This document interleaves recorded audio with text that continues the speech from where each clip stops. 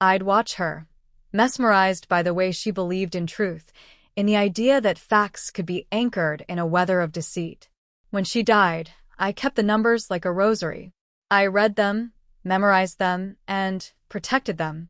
They were my religion. Ryan had used that religion as a shield. He'd called me indispensable, soft as flattery, sharp as a knife. He thought keeping me close meant silence. He'd learned to speak in half-truths, in diverted deposits and phantom invoices, while I cleaned up the mess and whispered explanations to auditors when I could. I'd convinced myself it was family business, that loyalty carried its own reward. Loyalty, I realized now, had a high price. The cloud folder I'd synced months earlier blinked open. Rows of PDFs, spreadsheets, scanned contracts, and bank statements lined up like soldiers. I had them all. The transfers into shell companies, the invoices with switched vendor names, the emails where Ryan signed off on payments to consultants in Malta and Cayman. There were ledgers showing money siphoned from workers' pensions, expense accounts padded with luxury gifts, and a ledger where Ryan had personally authorized a large, unaccounted cash withdrawal the month before Mom's funeral, the month he said he needed money for estate taxes. I swallowed. I could feel Mom's voice, sharp, cautious, behind my ribs. But evidence in a folder is only power when someone else sees it. I could drop these files in a public dump and watch the world burn, but the worst part of watching was making sure the right people inflicted the right measure of ruin. Legal, irreversible, televised. I needed a conduit, someone with reach, someone who wouldn't flinch if they had to print a name and hold it under a spotlight. I thought of Elena Moretti, who used to run the small investigative column at the city paper 10 blocks from the old office. Elena had once chased a contractor who built substandard fire escapes until the contractor's license was pulled. She had a stubbornness that matched my own and a sense of justice that never learned to be quiet. She'd also once lost custody of a lead because her editor was bribed. Elena knew how corruption smelled. She knew how to follow it until the scent led straight to a man in a suit. I typed her name into the search bar and found a corporate email listed for the ledger. My fingers hovered. Anonymous tips get tossed. Journalists get threatened. Authorities take time. Time was the only thing Ryan thought he had. He'd given me 15 minutes, but he'd also given himself a lifetime of complacency. I would take that lifetime away. I called Marcus instead. Marcus had been my first real ally in the company, a junior analyst with a nervous laugh and a fierce loyalty to numbers. He'd always said that I had a gift for seeing the crooked line before it bent into disaster. When I called, he answered on the second ring, voice a sleepy rasp. Naomi? Marcus, I said. Can you meet me? Now. There's something you need to see. There was a pause, only the kind you get when someone senses the gravity of a voice. I'm at my desk, Naomi. This is what's happened. Just bring coffee, I said, and hung up before the questions came. It wasn't entirely a lie. We both calculated things in caffeine. The next morning, I took the earliest bus back into the city. The skyline marched in a jagged heartbeat, glass and light standing like cliffs. Ryan's building was downtown, glass-fronted, a monument to other men's dreams. I'd spent a decade managing its ledgers. I knew the receptionists, the security guard who liked crossword puzzles, the janitor who saved his tips. I hadn't planned on going inside. I had a plan that required no key card, just human conscience. Marcus met me at the cafe across from the old office, eyes wide and tired. He didn't ask for an explanation. He took my laptop in 2 hands as if it were a fragile animal and opened the folder. I watched his face as he scrolled, watched the color drain, and then burn into something more furious. Where did you get these? He asked finally. Where do you think? I said. The old indignation hovered beneath the surface. Years of holding up a facade, of writing notes to myself about misallocated funds like a private liturgy. You know how he hides the transfers. You helped me reconcile the Cliffside account 2 years ago. Marcus nodded slowly. He'd always been honest. If this goes public, Ryan's finished. This is material for the feds. Then we'll give it to them, I said. He looked up, searching my face for a flicker of hesitation. He found none. Are you sure? I remembered the way the soup had steamed off my skin, the sound of Ryan's words ricocheting through the chandelier's crystal. I remembered Lydia's smile like a blade. I thought of Mom and how she taught me that numbers could anchor truth. "I'm sure," I said. We spent the rest of the day building a chain of custody. Marcus printed documents and made copies, logged files, cross-checked dates and amounts. He used a burner phone to call a contact at the inspector's office who owed him a favor. We wrote a crisp, anonymous letter outlining the transactions and attached a folder with redactions to protect some vulnerable workers who'd been double paid and others who'd been pocketed. We did not want collateral damage. Revenge is an art. Cruelty is a practice I refused to learn. As dusk fell, I walked home to the motel through a rain that felt like absolution. The city reflected in puddles was a mosaic of light and smoke and possibility. I felt like someone moving across a chessboard, pieces aligned. I thought of Ryan drinking alone in that large living room, of Lydia's practiced displays of benevolence. I thought of the grandfather clock and its ticking with the same cadence as my pulse. There is a point in any plan when courage becomes a physical act, when you have to press send, place a call, open a door. I had assembled witnesses, files, a journalist contact, an investigator, a friend who'd sworn loyalty over coffee. I had the facts. What I didn't have, yet, was the roar, the public ignition that would make the town watch and the authorities move with sudden, unavoidable force. That night, I sat at the motel desk again and stared at the laptop. The cursor blinked patiently on a draft email to Elena Moretti. In the subject line I had typed, "Confidential, financial irregularities at Archer Holdings, incontrovertible evidence attached." Below, a short, calm note. I had rehearsed different openings. Outraged, pleading, bitter, clinical. The most dangerous weapon is composure. I wrote like I was backed by evidence, by conviction, by the memory of a mother who taught me to trust numbers and to measure men by their actions. My finger hovered over the mouse. My heart pulsed rapidly, but not with fear, only a tight, fierce anticipation. I thought of the grandfather clock again, and Ryan's 15 minutes.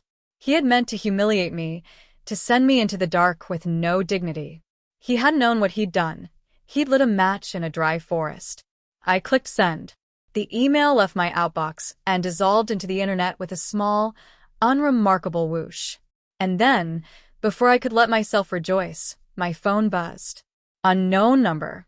The text read, "We saw. You did right. But be careful, he knows how to burn." I closed my eyes. Somewhere, in the high house under the chandelier, Ryan sat with his drink. Somewhere, Lydia smiled. Somewhere, the clock continued to count down minutes that suddenly felt far longer than 15. The morning Elena's piece went live.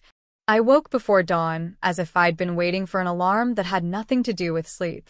I sat up in the motel bed, heart a steady drum, and refreshed my phone until the article loaded like a lit fuse. Archer Holdings. Investigation into financial misconduct. Source provides documents. Elena's byline glowed at the top and, beneath it, the files I'd attached sat like an accusation. She had done what I couldn't. She had named the pattern, the transfers, the shell companies, the suspicious vendors, without a single flourish of melodrama, just facts laid out with a reporter's exacting cruelty. Comments flooded in like rain. The thread spun between outrage and disbelief. Former employees came forward with whispered confirmations. An anonymous whistleblower complimented Elena's restraint. A few loyalists, predictably, called it a smear. My hands trembled in the way they always did before a storm, small, involuntary vibrations that felt like the quiet before thunder. Ryan's reaction was immediate and theatrical. He issued a terse statement through a PR firm he paid to sound like regret. Archer Holdings is cooperating fully with authorities and stands by its record of ethical business practices. He tweeted a photo of himself smiling at a ribbon cutting months ago, arms around school children and civic leaders. Lydia posted a picture of her volunteering at a women's shelter and received half a dozen solemn likes. But the city listens differently when a newspaper holds up a ledger. Within 48 hours, An inspector from the State Securities Commission called Elena's editor and asked for her source. Elena declined to reveal names. That, too, was a choice I had made. Anonymity for now. A faceless hand guiding public outrage so that I could sit behind it and watch the collapse I'd arranged unfurl. I felt no glee in the wreckage, only an odd, cold satisfaction that the ledger's truth had teeth. Calls came to my burner phone.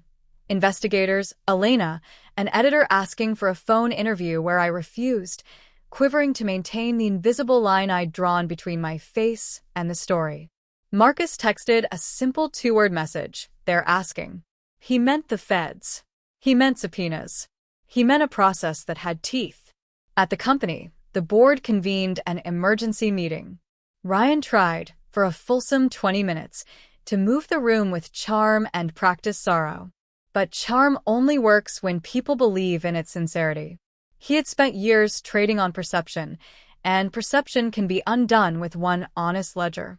I watched footage of him from a local news clip, jaw tight, scalp blotched beneath the hair product, hands waving as if to catch something escaping. Lydia stood behind him like a statue in silk, lips pressed into the polite shape of support. Then came the first legal notice, the kind that arrives with heavy, thumping finality. The federal investigators served Archer Holdings with a warrant to examine records. Ryan called our mutual lawyer, then our mutual lawyer's lawyer. He began to threaten, to find a leak, to trace the email, to sue Elena for libel. Threats are the currency of guilty men. That afternoon, I received a different kind of message. A photo, sent from an unknown number, a snapshot of the kitchen table at the house where Lydia and Ryan had that morning eaten breakfast. In the center, on a plain ceramic saucer, lay a small, golden charm, the pendant my mother wore in the photographs lining the hallway. My stomach dropped like a stone through water. For a moment, I felt the old fear curl back, the fear of being seen, examined, exposed. Someone knew I existed in the margins. Someone wanted to hurt me personally. My fingers hovered above the screen. I called Marcus. "Did you?" I began. "No," he said quickly. "I didn't send anything." "Then who?" "Maybe they're looking for the leaker," he offered. "Maybe they found your trail. You were careful with the metadata, right? You scrubbed the files." I had. I'd taken pains. Wiped revision histories, used a burner email, redacted social security numbers, anonymized employees, everything a careful hand would do. Still, someone had reached into the personal. That night, I didn't sleep. I paced the motel room until my feet were raw. I replayed every conversation I'd had in the last months, every interaction at the office, every person I'd trusted. Paranoia is a shapeshifter. It can be born of guilt or of careful logic. I refused to let it become a weapon against me. A week into the investigation, the first wave of fallout hit. Ryan's investors pulled back their lines of credit. His biggest contractor froze payments pending an audit. A man who'd once waved his name at ribbon cuttings now watched his empire contract around him with a look of private terror. But Ryan is not a man without defenses. He tried to strike back where he thought it would hurt most: reputation. He dispatched a lawyer to the paper with a pile of documents that purported to show my employment as patchwork, temporary contracts, side gigs, something that could be framed as opportunism. He fed a narrative I knew he'd practiced. Naomi Archer, a disgruntled former employee with a vendetta. Ryan wanted to turn the story from his crimes to my motives. Elena published a follow-up, meticulous and careful. She didn't mention me by name. She published the bank records she could corroborate and a timeline that made a liar of every claim Ryan made to save face. The internet hummed. A group of former employees started a small, anonymous forum where they swapped stories about unpaid overtime, sketchy invoices, and a culture of fear. The small ripples became a current. Then Ryan did something he thought would crush the whistleblower emotionally. He leaked the image of my mother's pendant to a local gossip column with a caption that implied my presence in their life was parasitic, that I had been stealing family heirlooms, that I had a pattern of entitlement. Lydia's friend posted the photo of the charm on an Instagram story with a line, "Some people take what isn't theirs." The message was unmistakable. "We know who you are, Naomi. Leave, and we will humiliate you. The fury that rose in me was crystalline. It wasn't the theft of a bauble. Items can be bought and returned, but the attempt to rewrite the narrative, to transform my sacrifice into greed. All those years of watching Ryan's back, of repairing his mistakes, had been presented to the public as proof of my dependence. He would not get to gaslight the town into pitying him. I rewrote my approach. If he wanted to make it personal, I would make it incontrovertible. I began assembling a narrative trail that would not only show his illicit transfers, but would tie them directly to places and purchases, luxury items, offshore accounts, properties bought in straw names. I dug deeper into the files I'd taken and found a pattern I hadn't expected. Payments to a consultancy that, on paper, restructured charitable donations, but whose ledger showed wire transfers into accounts linked to a small, exclusive resort in the Caribbean. There were photographs attached to one invoice, 2 men in sunglasses leaning near an infinity pool, a blurred face at the center. I stared until the pixels coalesced into a name. I sent an encrypted note to Elena, this time not as a leak, but as corroboration. Look into the Playa Rosa invoices. They line up with a shell company called Marlin Advisory. I attached the invoice and a screenshot of an online property registry. Within days, Elena reported that authorities had opened an international inquiry into transactions connected to Archer Holdings. Ryan's name appeared in headlines alongside words like offshore and investigation. He lashed out publicly, but the lash left marks on him, not on me. He had thrown the charm to the dogs, and they had only circled his ankles. And so the room I'd left with soup still clinging to my hair felt like a memory from another life. The man who had smirked at Lydia's shoulder had traded his smirk for a mask of panic. The grandfather clock still ticked, but its sound now felt more like a metronome counting his errors. I sat in the motel, watching the news, and felt the slow, precise satisfaction of a mechanism that had begun to turn. When the first subpoena arrived at a board member's home, that was the sound of a machine starting to fail. Ryan texted me once that night, an unsigned string of words, "This will end badly for you." I read it and let it sit. Threats are a currency, but they are worthless if you can trade them in for proof. I replied only once, because sometimes the smallest acts have the largest echoes. "You already ended it for yourself," I typed. "You just made it by taking off your mask." I hit send and watched the blue bubble show as delivered. They brought him in the first time because someone on his payroll panicked and confessed. The confession was small, a misfiled transfer, a contractor who refused to be paid in silence, and it shattered the thin glass Ryan had been walking on for years. The authorities prefer to start small. They like to see patterns before they bring down a house. When they came, they had boxes, gloves, cameras, and the kind of procedural quiet that made every clink of a file feel like a sentence being read. I watched from a distance, cafe window glass between me and the building where I had once balanced his accounts. Elena filmed part of the raid for the paper while the investigators carted off files that smelled like all the ways a man tries to hide truth. Receipts scrambled into envelopes, electronic drives labeled with meaningless names, a ledger with entire lines of numbers that no longer added up. For Ryan, the first arrest was a doorway into panic. He called a dozen lawyers, scheduled a press conference, baited reporters with soundbites about loyalty and misinterpretation. The town watched him implode in slow, practiced steps. For me, the sight of him led to a strange, private calm, like someone watching a fire they had carefully set spread along a dry creek bed. I didn't dance in the flames. I watched from where I'd always been taught to stand when things burned, at the edge, counting what heat did and did not do. When they brought him out of the courthouse that day, handcuffed and with a face seared by humiliation, a crowd gathered. Someone shouted. Camera flashes strobed like lightning. Lydia's expression fractured in real time, an actress losing her lines, then snapped back into the mask she had worn for years. She looked for me in the crowd, as if I might be there to vomit or to gloat. "She didn't find me." I was across town, in a tiny rented office with the blinds half closed, watching the footage and cataloging every face that had played a part in Ryan's rise. There would be more arrests, I thought. There would be subpoenas and asset freezes and a list of names that would stretch across beaches and bank ledgers. But revenge is not only the legal cascade. It is an architecture of ruin.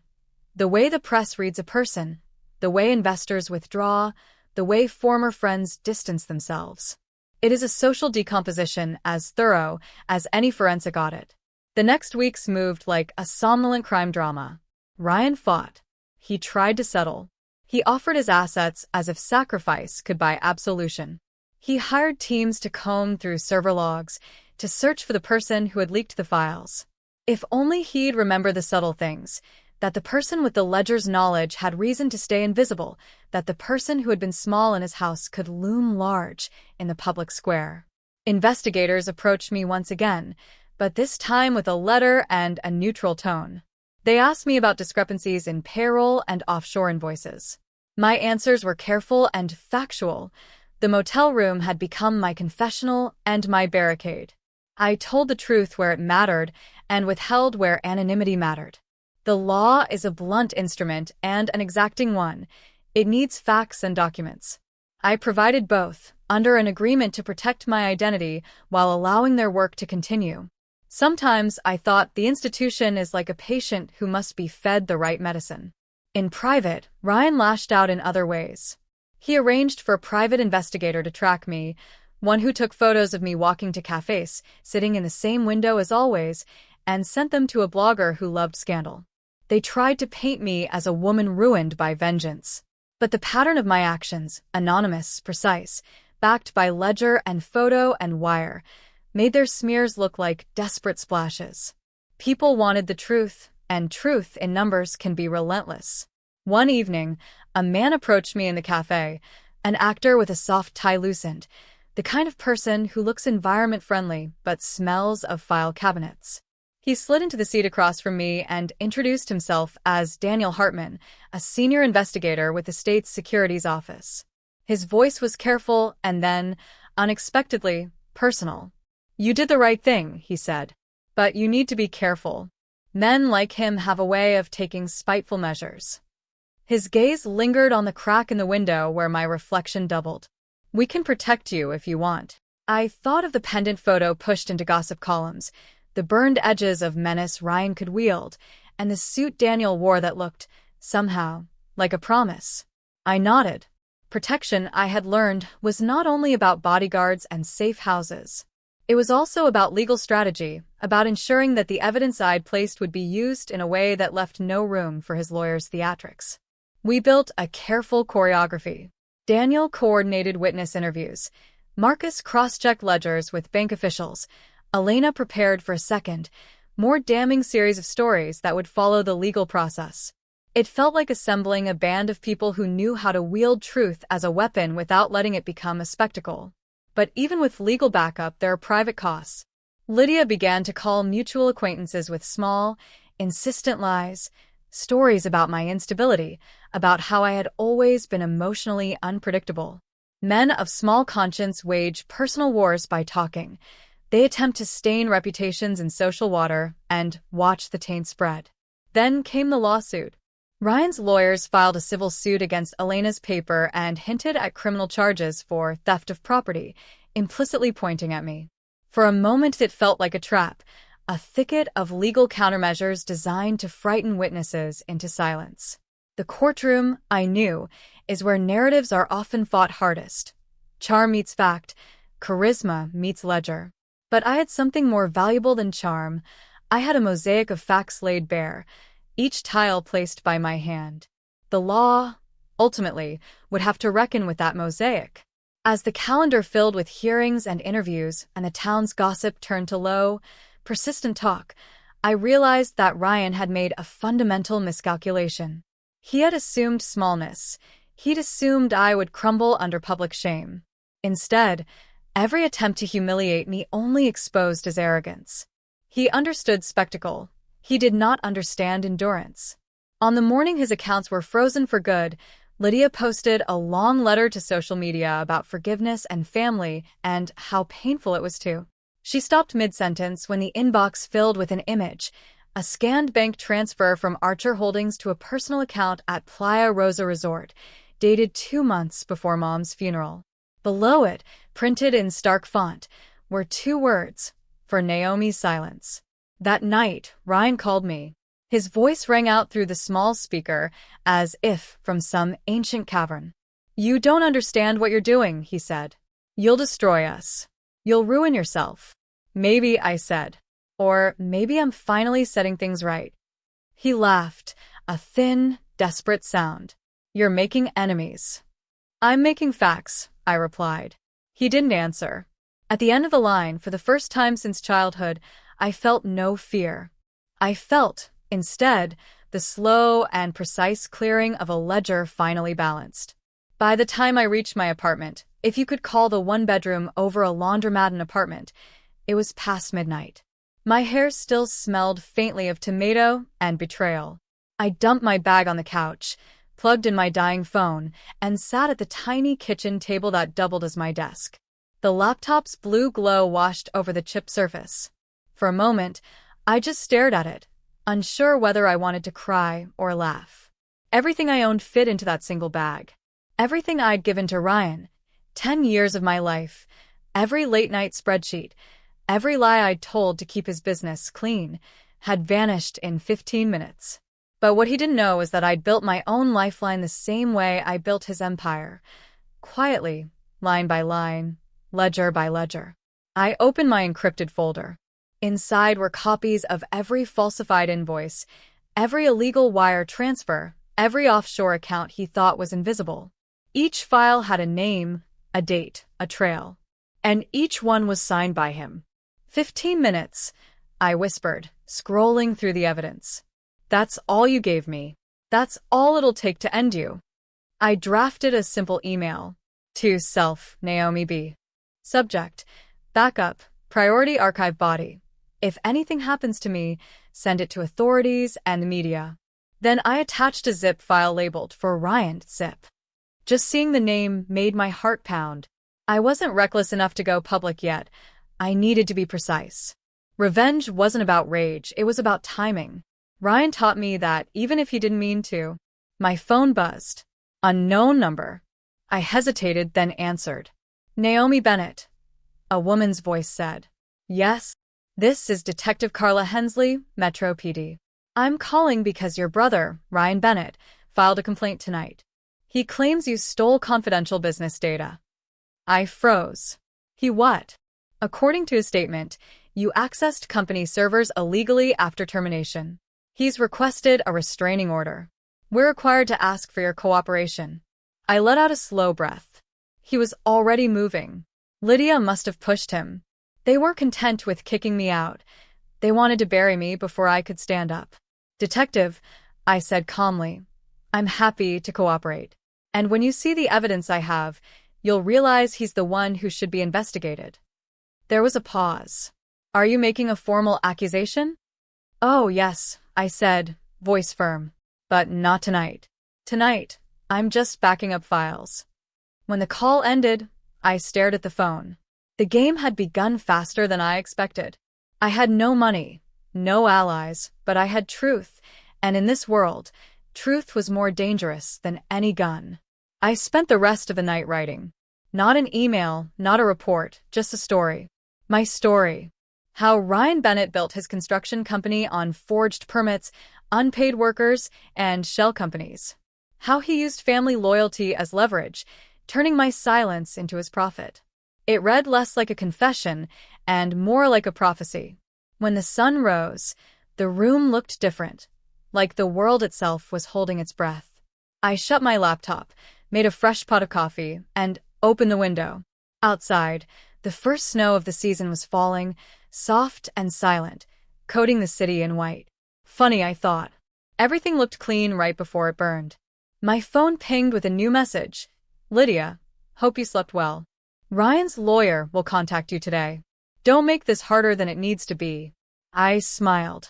The fact that she was nervous enough to text me meant I'd already gotten under her skin. I typed back one line. Tell Ryan I'll see him soon. Maybe in court, maybe on the news. Depends how polite he wants to be. I hit send. Then I opened my email again, created a new address, anonymous, untraceable, and drafted a short message addressed to Detective Hensley. If you want to know why Ryan Bennett's company hasn't filed a single legal tax report in 3 years, start with the account named LDA Consulting. Attached are your breadcrumbs. I didn't send it yet. Not today. Not until the right eyes were watching. Revenge, I reminded myself, isn't a race. It's a symphony. Every note matters. As I sipped my coffee, I looked around the room. Bare walls, peeling paint, a broken heater wheezing in the corner. It wasn't much, but it was mine. No one could dump soup on my head here. No one could throw me out of my own space. The clock on the stove blinked at 8 a.m. 15 minutes had changed my life. Now I was going to use every minute after that to change him. I saved my files, encrypted them twice, and whispered the words like a vow. He thinks I'm gone. He has no idea what I'm about to become. Outside, the city kept waking up. Car horns, snow tires grinding, the hum of another ordinary day. But for me, it wasn't ordinary anymore. It was the beginning of something cold, deliberate, and unstoppable. And as I stepped out into the frost, my coat collar pulled tight, I smiled, not with sadness this time, but with purpose.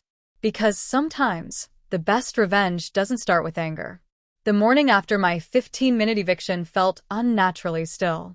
The city outside my window hummed with the usual rhythm, sirens, bus brakes, snippets of argument from the street. But inside, everything was hushed, poised, like the air before a storm.